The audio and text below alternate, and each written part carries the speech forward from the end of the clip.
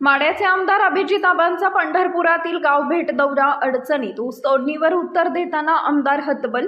माढा विधानसभेचे लोकप्रिय आमदार अभिजित पाटील यांनी पंढरपूर तालुक्यात गाव भेट दौरा सुरू केला असून जिल्हा परिषद निवडणूक लढवण्याची जोरदार तयारी सुरू असल्याचं चित्र आहे।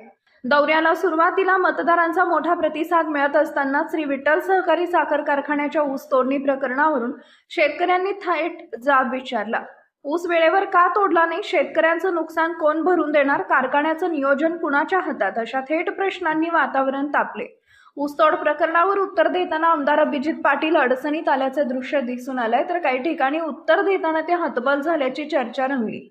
गावभेट दौरा लोकसंपर्कासाठी की निवडणूक प्रचारासाठी आणि शेतकऱ्यांच्या प्रश्नांची ठोस उत्तरं कधी मिळणार, हे प्रश्न आता पंढरपूर तालुक्यात चर्चेचा विषय ठरले। म्हणजे मी तुमचा सगळ्याचा दोस्त आहे, सगळ्याचा ऐकून घेतोय म्हणून उगाचच तुम्ही जर असं जर विचार लागला, एवढा 9,000 टन ऊस नेऊन जर आपलं समाधान नसेल, अजून तेवढाच ऊस नेऊ, ऊस नेणे अडचण नाही, सगळीच आपली आहे। सभासद कोण मागचा पुढचा, मी तर आता तुम्हीच सांगताय ह्याचा ऊस तोडला आणि त्याचा ऊस, त्यात बघायचंच नाही, आपण ठरवलंय, सगळीच आपली आहे ती, आपण पुढे घेऊन लागलाय।